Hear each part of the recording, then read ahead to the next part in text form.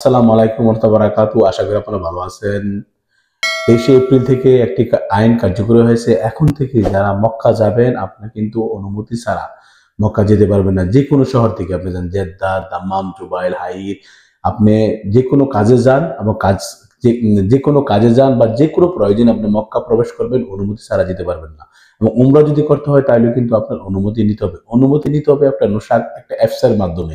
অনুমতি ব্যতীত কোনো লোক মক্কা প্রবেশ করতে পারবেন না। আর বর্তমানে যারা উমরার অবস্থায় মক্কাতে অবস্থানরত আছেন তারাও কিন্তু 29 তারিখের আগে কিন্তু আপনার মক্কা ত্যাগ করতে হবে। জিয়ারা ভিসা, ভিজিট ভিসা, যারা ফ্যামিলি ভিসায় মক্কা বর্তমানে অবস্থান করছেন তারাও কিন্তু 29 তারিখের ভিতরে মক্কা ত্যাগ করতে হবে। তো যারাই বর্তমানে আপনার মক্কা যাওয়ার জন্য চিন্তা ভাবনা করছেন বলেও অনুমতি ছাড়া যাবেন না। গত বছর কিন্তু আপনার এই আইনটা যদি আপনার শক্ত যদি মজবুত যদি নাও ছিল, কিন্তু কিছু লোক ইকামা থেকে ছেড়ে দিছে। এই বছর হয়তো ওনারা এই জিনিসটা করবে না। আপনার এই তো এইবার হয়তো ওনারা কঠোর পদক্ষেপ নিবে। আপনি যখন রওনা দিচ্ছেন অনুমতি না ইকামা দেখার পরে কিন্তু হয়তো আপনাকে অ্যারেস্ট করতে পারে, না হলে আপনাকে পুনরায় ফেরত দিতে পারে। যেই শহর থেকে আপনি যাবেন অনুমতি ছাড়া মক্কা যাবেন না।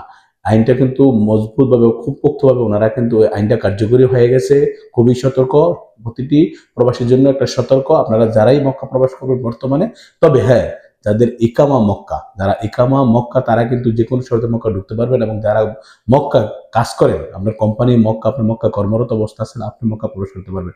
মক্কা বিশাল লোকের মক্কা প্রবেশ করতে পারবেন। মক্কায় যাদের সবকিছু কাগজপত্র, তাদের কিন্তু মক্কায় যে কোনো সময় প্রবেশ করতে পারবেন। তাদের জন্য কোনো অনুমতি কোনো প্রয়োজন নেই। আপনি আসতে পারবেন, যেতে পারবেন, শুধু একমাত্র মক্কার ইকামা ছাড়া বা মক্কার অনুমতি ছাড়া যারাই আছেন তারা কিন্তু যেতে হলে এই অনুমতি ছাড়া আপনি যেতে পারবেন না। আশা করি আপনারা বুঝতে পারছেন। আশা করি আমি আপনাদেরকে বুঝাতে পেরেছি। যারাই এখন বর্তমানে মক্কার জন্য প্রস্তুতি নিচ্ছেন, অনুমতি নেবেন, অনুমতি ছাড়া মক্কা প্রবেশ করবেন না।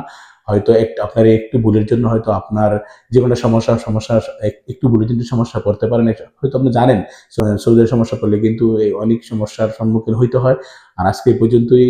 দেখা হবে, খোদা হাফেজ।